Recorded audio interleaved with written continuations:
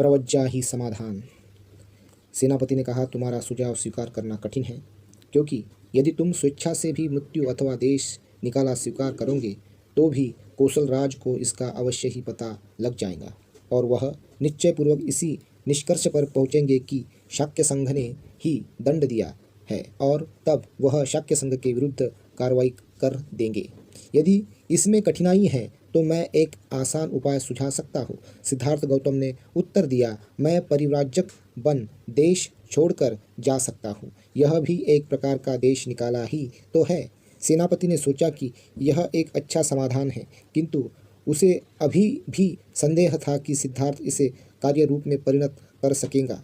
इसीलिए सेनापति ने सिद्धार्थ से पूछा, बिना अपने माता पिता और पत्नी की अनुमति के तुम परिव्राजक कैसे बन सकते हो? सिद्धार्थ ने उसे विश्वास दिलाया कि वह अनुमति प्राप्त करने का भरसक प्रयत्न करेगा। उसने कहा, मैं वचन देता हूँ कि चाहे अनुमति मिले या ना मिले, मैं तुरंत यह देश छोड़ दूंगा। संघ को लगा कि सिद्धार्थ का सुझाव ही एकमात्र अच्छा रास्ता था। अंततः संघ ने इसे स्वीकार कर लिया। कार्यवाही की समाप्ति पर संघ विसर्जित होने को ही था कि एक तरुण शाक्य अपने स्थान पर खड़ा हुआ और बोला, कृपया मेरी बात सुने, मुझे कुछ महत्वपूर्ण बात कहनी है। बोलने की अनुमति मिलने पर उसने कहा, मुझे इसमें तनिक भी संदेह नहीं कि सिद्धार्थ गौतम अपने वचन का पालन करेगा और तुरंत देश छोड़कर चला जाएगा। लेकिन एक बात है जिससे मैं खुश नहीं हूँ। अब जबकि सिद्धार्थ शीघ्र ही आंखों से दूर हो जाएगा, तो क्या संघ कोलियों के विरुद्ध युद्ध की घोषणा के प्रस्ताव को तुरंत कार्यान्वित करेगा? मैं चाहता हूँ कि संघ आगे इस प्रश्न पर गंभीरतापूर्वक विचार करे। कुछ भी हो, कौशल राज को सिद्धार्थ गौतम के देश निकाले का पता लग ही जाएगा। यदि शाक्य तुरंत कोलियों के विरुद्ध युद्ध की घोषणा करते हैं तो कौशल राज समझ जाएगा कि सिद्धार्थ ने इसीलिए देश छोड़ा होगा क्योंकि वह कोलियों के विरुद्ध युद्ध छेड़ देने का विरोधी था। यह हमारे लिए अच्छा नहीं होगा। इसलिए मेरा प्रस्ताव यह है कि हमें सिद्धार्थ गौतम के देश छोड़ने और कोलियों के विरुद्ध वास्तविक युद्ध के आरंभ के बीच कुछ समय का अंतराल देना चाहिए, ताकि कौशल राज इन दोनों घटनाओं में संबंध स्थापित न कर सके। संघ को लगा कि निश्चय से वह प्रस्ताव बहुत महत्वपूर्ण था। इसका औचित्य समझते हुए इसे स्वीकार कर लिया गया। इस प्रकार शाक्य संघ का यह दुखद सत्र समाप्त हुआ और उस अल्पमत ने भी, जो युद्ध का विरोध था किंतु जिसमें अपनी बात साफ साफ कहने का साहस न था, उसने संतोष की सांस ली कि वह अनर्थकर परिणामों की स्थिति से पार हो गया। विदाई के शब्द। शाक्य संघ की सभा में जो कुछ हुआ उसकी सूचना सिद्धार्थ गौतम के लौटने से बहुत पहले ही राजमहल में पहुंच चुकी थी। घर पहुंचने पर सिद्धार्थ गौतम ने देखा कि उसके माता पिता रो रहे थे और संताप में डूबे हुए थे। शुद्धोधन ने कहा, हम युद्ध की बुराइयों की चर्चा तो कर रहे थे, लेकिन मैंने यह कभी नहीं सोचा था कि तुम इस सीमा तक चले जाओगे। सिद्धार्थ ने उत्तर दिया, मैं भी नहीं सोचता था कि स्थिति ऐसा मोड़ ले लेंगी। मैं आशा कर रहा था कि मैं अपने तर्कों से शांति हेतु शाक्यों का मन जीत लूँगा, किंतु कितने खेद की बात है कि सैनिक अधिकारियों ने लोगों को इतना उत्तेजित कर दिया कि मेरे तर्क उन पर कोई भी प्रस्ताव डालने में सफल नहीं हुए। लेकिन मैं आशा करता हूँ कि आपने अनुभव किया होगा कि मैंने किस प्रकार उपस्थिति को अधिक बिगड़ने से बचा लिया। मैंने सत्य और अन्याय के उद्देश्य को नहीं छोड़ा। सत्य और न्याय के लिए अडिग खड़ा रहा, चाहे उसके लिए कोई भी दंड रहा हो। मैंने उसके प्रहार को अपने ऊपर ले लिया। लेकिन शुद्धोधन इससे संतुष्ट नहीं थे। वह बोले, तुमने यह नहीं सोचा कि इससे हमारे ऊपर क्या बीतेंगी? सिद्धार्थ ने उत्तर दिया, लेकिन इसी कारण से मैंने प्रवज्ञा ले ली। जरा सोचिए, यदि शाक्यों ने हमारे सारे खेत जब्त करने की आज्ञा दे दी होती तो इसका दुष्परिणाम क्या होता? लेकिन तुम्हारे बिना हमारे लिए इन खेतों का क्या लाभ है? शुद्धोधन पीड़ा से भरकर बोले, सारा परिवार ही शाक्य जनपद का परित्याग कर तुम्हारे साथ देश छोड़कर क्यों न चले? प्रजापति गौतमी भी रोते हुए शुद्धोधन के साथ साथ बोली, मैं भी इस बात से सहमत हूँ। तुम हम सबको इस प्रकार छोड़कर अकेले कैसे जा सकते हो? सिद्धार्थ ने सांत्वना दी, माँ, क्या तुमने हमेशा एक क्षत्रिय की माता होने का दावा नहीं किया है?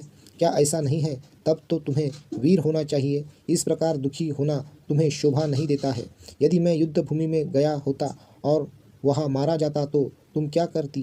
क्या तब भी तुम इसी प्रकार दुखी होती? गौतमी बोली, नहीं, वैसा तो एक क्षत्रिय के योग्य होता, लेकिन अब तुम लोगों से दूर जंगल में जंगली जानवरों के साथ रहने जा रहे हो।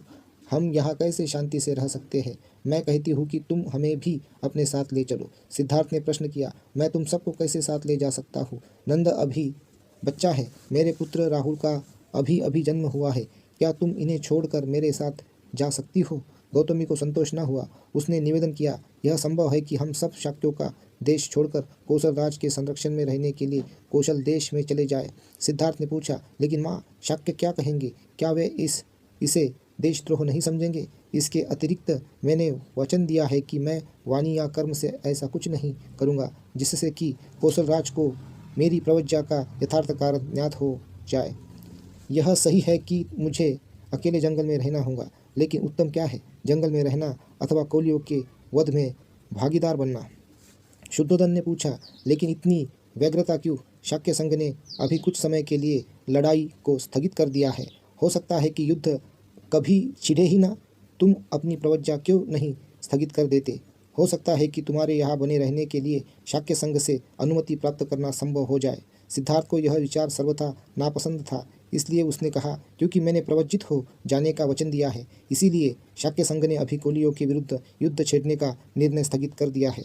यह संभव है कि मेरे प्रवज्ञा ग्रहण कर लेने पर शाक्य संघ को अपनी युद्ध की घोषणा को वापस लेने के लिए राजी किया जा सके, किंतु यह सब कुछ पहले मेरे प्रवज्ञा ले लेने पर ही निर्भर करता है।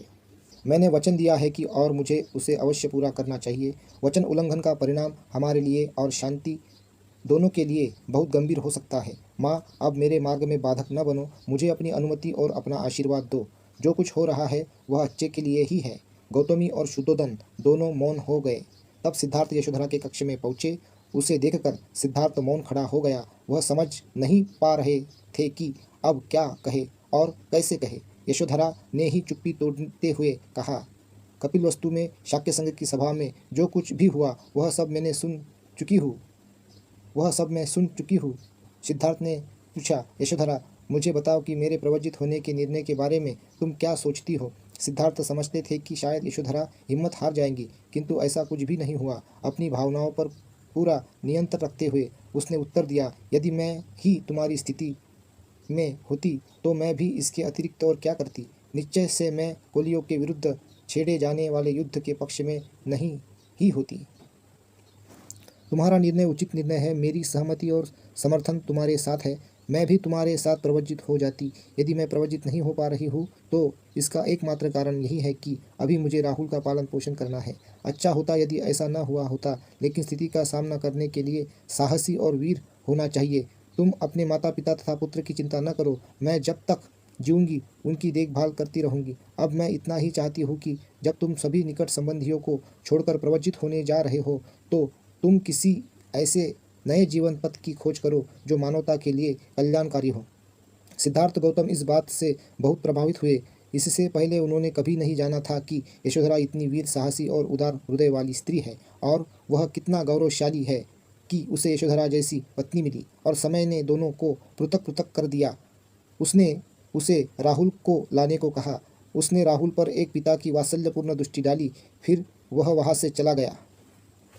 महाभिनिष्क्रमण गृहत्याग। सिद्धार्थ ने सोचा कि वह भारद्वाज से प्रवज्ञा प्राप्त करे, जिसका आश्रम कपिलवस्तु में ही था। तदनुसार वह अगले दिन अपने साथी छन्न के साथ लेकर और अपने प्रिय अश्व कंथक पर चढ़कर आश्रम की ओर चल पड़ा।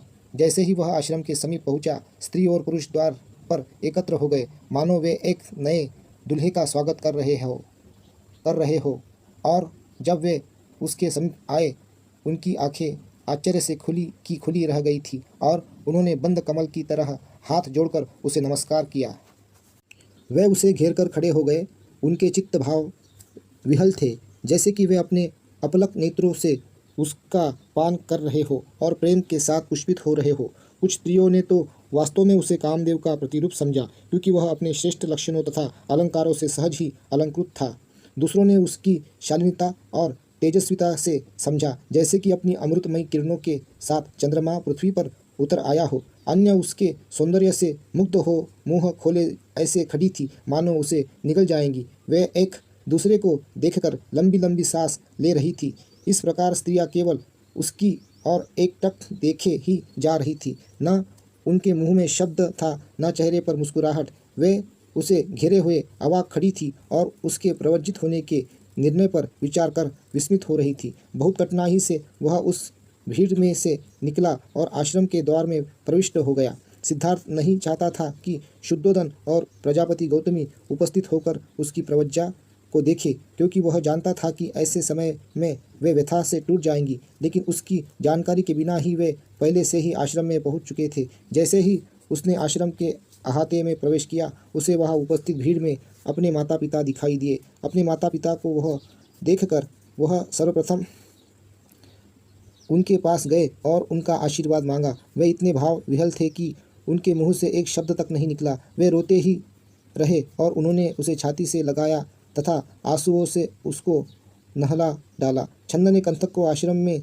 एक पेड़ से बांध दिया था और वह भी वहाँ खड़ा था। शुद्धोधन और प्रजापति को आंसू बहाते देख वह भी भावावेश में रोने लगा। बड़ी कठिनाई से अपने माता पिता से स्वयं को अलग कर सिद्धार्थ वहाँ गया जहाँ छन्न खड़ा था। उसने वापस घर ले जाने के लिए उसे अपने वस्त्र और गहने दे दिए। तब उन्होंने अपना सिर मुंडवाया जैसा कि परिव्राजक के लिए आवश्यक था। उसका चचेरा भाई महानाम परिव्राजक के योग्य वस्त्र और भिक्षापात्र ले आया था। सिद्धार्थ ने उन्हें पहन लिया। इस प्रकार परिव्राजक जीवन में प्रवेश करने के लिए तैयार होकर सिद्धार्थ भारद्वाज के पास गया, जिससे कि वे उसे प्रवज्जा दे सके। अपने शिष्यों की सहायता से भारद्वाज ने आवश्यक संस्कार किए और सिद्धार्थ गौतम के परिव्राजक बन जाने की घोषणा की। यह याद करने की उसने शाक्य संघ के सम्मुख दोहरी प्रतिज्ञा की थी, एक तो प्रवज्जा लेने की और दूसरे अविलंब ही शाक्य जनपद की सीमा से बाहर हो जाने की। सिद्धार्थ गौतम प्रवज्जा का संस्कार समाप्त होते ही अपनी यात्रा पर चल पड़ा। आश्रम में जो जनसमूह एकत्र हो गया था वह असाधारण था, क्योंकि सिद्धार्थ गौतम की प्रवज्जा की परिस्थितियाँ भी असाधारण थी। जब राजकुमार आश्रम से बाहर निकला, जनसमूह भी उसके पीछे पीछे हो लिया। उसने कपिलवस्तु से विदा ली और अनोमा नदी की ओर आगे बढ़ा। उसने पीछे मुड़कर देखा तो जनसमूह अभी भी उसके पीछे पीछे चला आ रहा था। वह रुका और उन्हें संबोधित किया, बहनों और भाइयों, मेरे पीछे आने से कोई लाभ नहीं है। मैं शाक्यों और कोलियों के बीच का झगड़ा निपटा सकने में असफल रहा हूँ, लेकिन यदि तुम समझौते के पक्ष में जनमत तैयार कर लो तो तुम सफल हो सकते हो। इसलिए कृपा करके वापस लौट जाओ। उनकी प्रार्थना सुनकर भीड़ पीछे लौटने लगी। शुद्धोधन और गौतमी भी महल की ओर वापस चले गए। सिद्धार्थ गौतम के त्यागे वस्त्र और गहनों को देखना गौतमी के लिए असह्य था। उसने उन्हें एक कमल के तालाब में फेंकवा दिया। जब सिद्धार्थ गौतम ने प्रवज्जा ग्रहण की तो उसकी आयु केवल 29 वर्ष की थी। लोग उसकी प्रशंसा करते थे और ठंडी सांस भर सकते थे। यह शाक्य उच्च कुलोत्पन्न है, यह श्रेष्ठ माता पिता की संतान है, यह संपन्न है, यह तारुण्य के मध्य में है, यह सुंदर शरीर और बुद्धि से युक्त है, सुख भोग में पला है और यह अपने संबंधियों से इसलिए लड़ा ताकि पृथ्वी पर प्राणियों के लिए शांति और सद्भावना बनी रहे। वह शाक्य तरुण था जो नातेदारों के बहुमत के आगे हार गया तो भी झुका नहीं और अपने लिए स्वैच्छिक दंड भुगतना स्वीकार किया, जिसमें ऐश्वर्य की जगह दरिद्रता, भोग की जगह भिक्षा, घर की जगह बेघर हो जाना था। और इस प्रकार उसके साथ उसकी देखभाल करने वाला कोई नहीं है और संसार में ऐसा कुछ नहीं है जिसे वह अपना कह सके। इसका यह स्वेच्छा से किया हुआ महान त्याग है। यह बहुत ही वीरता और साहस का कार्य है। संसार के इतिहास में इसकी उपमा नहीं मिलती है। यह शाक्य मुनि अथवा शाक्य सिंह कहलाने का अधिकारी है। शाक्य कुमारी किसा गौतमी का कथन कितना सही था। सिद्धार्थ गौतम के संबंध में उसने कहा था, धन्य है वे माता पिता जिन्होंने ऐसे पुत्र को जन्म दिया और धन्य है वह पत्नी जिसका ऐसा पति है। राजकुमार और उनका सेवक छन्न को भी कंथक के साथ लौट जाना चाहिए था, लेकिन उसने वापस जाने से मना कर दिया। उसने आग्रह किया कि कंथक को लेकर वह राजकुमार को विदा करने हेतु कम से कम अनोमा नदी के तट तक अवश्य साथ चलेगा। छन्न का यह आग्रह इतना प्रबल था कि सिद्धार्थ गौतम को उसकी इच्छा को मानना ही पड़ा। अंत में वे अनोमा नदी के तट पर पहुँचे। तब छन्न को संबोधित करके सिद्धार्थ बोले, अच्छे मित्र, इस प्रकार यहाँ तक मेरे साथ साथ आने से मेरे प्रति तुम्हारा स्नेह सिद्ध हो गया है। अपने स्वामी के प्रति तुम्हारे प्रेम ने मेरे संपूर्ण मन को जीत लिया है। मैं अपने प्रति तुम्हारे उदार भाव से बहुत प्रसन्न हूँ, लेकिन इस समय तुम्हें कोई पुरस्कार देने में असमर्थ हूँ। इस प्रकार साथ देने वाले को पुरस्कृत करने के लिए कौन तत्पर नहीं होगा, लेकिन विपत्ति के समय आदमी के अपने सगे संबंधी तक पराये बन जाते हैं। परिवार के लिए पुत्र का पालन पोषण किया जाता है। पुत्र अपनी ही भावी सहायता के लिए पिता का आदर करता है। किसी न किसी आशा से ही संसार के लोग उदारता दिखाते हैं। बिना उद्देश्य का निस्वार्थ भाव कभी भी नहीं है। केवल एक तुम ही इसके अपवाद हो। अब इस घोड़े को लो और लौट जाओ। राजा के स्नेह में अभी किसी तरह की कमी नहीं आई होगी। उन्हें किसी न किसी तरह इस दुख को सह लेने में सहायता करनी चाहिए। उनसे कहना कि मैं उन्हें न तो किसी स्वर्ग की कामना से, न स्नेह की कमी से और न ही क्रोध की भावना से छोड़कर चला आया हूँ। इस प्रकार घर छोड़कर चले आने पर मेरे लिए शोक करने के बारे में उन्हें सोचना भी नहीं चाहिए, क्योंकि मिलन कितना भी दीर्घकालीन क्यों न हो, एक न एक दिन वियोग में परिणत हो ही जाता है। तब जब वियोग अनिवार्य ही है तो यह कैसे हो सकता है कि संबंधियों से बार बार वियोग न हो। आदमी के मरने पर निसंदेह उसकी संपत्ति के उत्तराधिकारी बहुत होते हैं, किंतु इस धरती पर उसके सद्गुण का उत्तराधिकारी मिलना कठिन है, अथवा होता ही नहीं। मेरे राजा पिता को देखभाल की आवश्यकता होगी। हो सकता है कि राजा कहे कि मैंने अनुपयुक्त समय पर गृहत्याग किया है, किंतु कर्तव्य पूर्ति के लिए कोई भी समय अनुपयुक्त नहीं होता। मित्र, मेरे पिता को इन शब्दों और ऐसे ही शब्दों से संबोधित करना और तुम ऐसा प्रयास करना कि वे मुझे याद ही न कर सके। हाँ, मेरी माँ से भी कहना कि मैं पूर्णतः उसके स्नेह के अयोग्य सिद्ध हुआ। वह उदार व्यक्तित्व वाली है, उसकी उदारता के लिए शब्द ही नहीं है।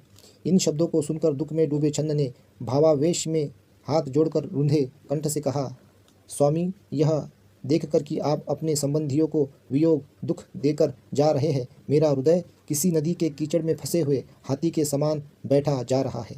आपका ऐसा गृहत्याग का संकल्प किसकी आंखों से अश्रुधारा न बहाएगा, चाहे उसका हृदय लोह निर्मित ही क्यों न हो। स्नेह सिक्त हृदय का तो कहना ही क्या। कहा तो यह प्रासाद है मैं ही रहने योग्य कोमलांग, और कहा वह तीक्ष्ण कुशाघास से ढका तपस्या का वन है। कुमार, आपका ऐसा निर्णय जानकर मैं अब दुखमग्न कपिलवस्तु में इस कंथक घोड़े को वापस कैसे ले जा सकता हूँ। निश्चय से आप उस पुत्र स्नेह सिक्त रुद्र राजा को ऐसे छोड़कर नहीं जाएंगे जैसे कोई विधर्मी सद्धम्म को छोड़कर चला जाता है। और वह दूसरी माता जिसने बहुत सावधानी से आपको पाला पोस कर इतना बड़ा किया, आप उसे उसी तरह नहीं भूल सकेंगे जैसे कोई कृतज्ञ व्यक्ति उपकारी को भूल जाता है। और अपनी उस पत्नी को जो गुणवती है, जो अपने परिवार के लिए यशस्वी है, जो पति के प्रति समर्पित है और जो एक बालक की माँ है और है धर्म तथा यश को संजोग रखने वाले, आप यशोधरा के उस पुत्र को जो हर प्रकार से प्रशंसा का पात्र है, ऐसे नहीं छोड़ सकते हैं जैसे कोई दुराचारी अपने गौरवपूर्ण यश को अपव्ययी ही की तरह छोड़ देता है, अपव्ययी की तरह छोड़ देता है। अथवा स्वामी, यदि आपने अपने राज्य और संबंधियों को त्याग देने का दृढ़ संकल्प कर ही लिया है, तो भी आप मुझे नहीं छोड़ेंगे, क्योंकि आपके चरण ही मेरे शरण स्थल है। इस दग्ध हृदय के साथ मैं आपको इस प्रकार जंगल में अकेले छोड़कर नगर को वापस नहीं जा सकता। आपके बिना अकेले लौटने पर राजा मुझे क्या कहेंगे, अथवा मैं आपकी पत्नी को कौन सा शुभ समाचार कहूँगा। छन्न ने आगे कहा, आपको जो यह कहना है कि मैं राजा को आपके अवगुण सुनाऊं ताकि वह उस पर विचार करे या विश्वास कर ले, तो यदि मैं निर्लज्जता के साथ तालू से सटी जिह्वा से आपके अवगुण कहने का प्रयास भी करूं, तो वह इसे पसंद नहीं करेंगे। जो सदा करुणामय है और जो दया करने में कभी असफल नहीं होता, यह योग्य नहीं कि उस स्नेही का परित्याग किया जाए। मुझ पर दया करे और लौट चले। छन्न के इन दुख भरे शब्दों को सुनकर सिद्धार्थ गौतम ने अत्यंत भद्रता से उत्तर दिया, छन्न, मेरे वियोग से उत्पन्न होने वाले दुख का परित्याग करो। नाना जन्म ग्रहण करने वाले प्राणियों के लिए परिवर्तन अनित्यता अवश्य भावी है।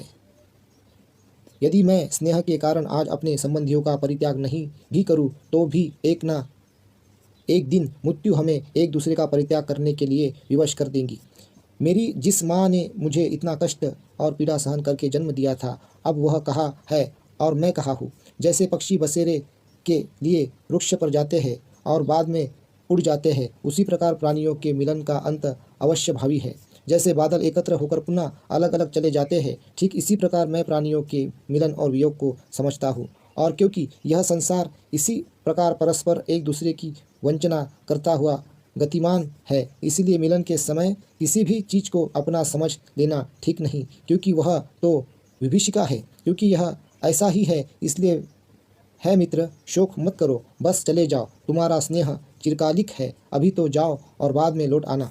बिना मुझे कुछ और कहे कपिलवस्तु के लोगों से जाकर कहना कि मेरे लिए अपने स्नेह को छोड़ दे और मेरा संकल्प याद करे। जब स्वामी और सेवक के बीच के वार्तालाप को सुना तो उस श्रेष्ठ कंथक अश्व ने अपनी जीवा से स्वामी के चरण चाटे और आंखों से गरम गरम आंसू गिराए।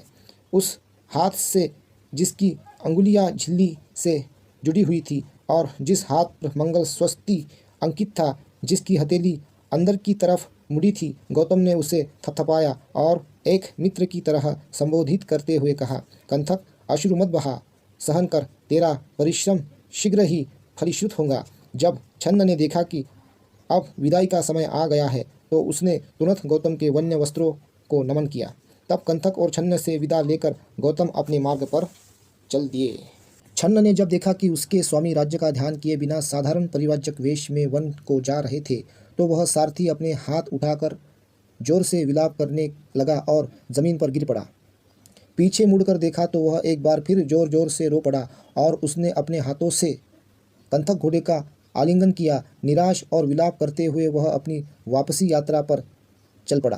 रास्ते में कभी वह विचार करता, कभी विलाप करता, कभी लड़खड़ाता, कभी गिर पड़ता और इस प्रकार स्नेह विदीर्ण हृदय से रास्ते पर चलते हुए नाना प्रकार की हरकतें कर रहा था। वह स्वयं नहीं जानता था कि वह क्या कर रहा था। छन्न की वापसी।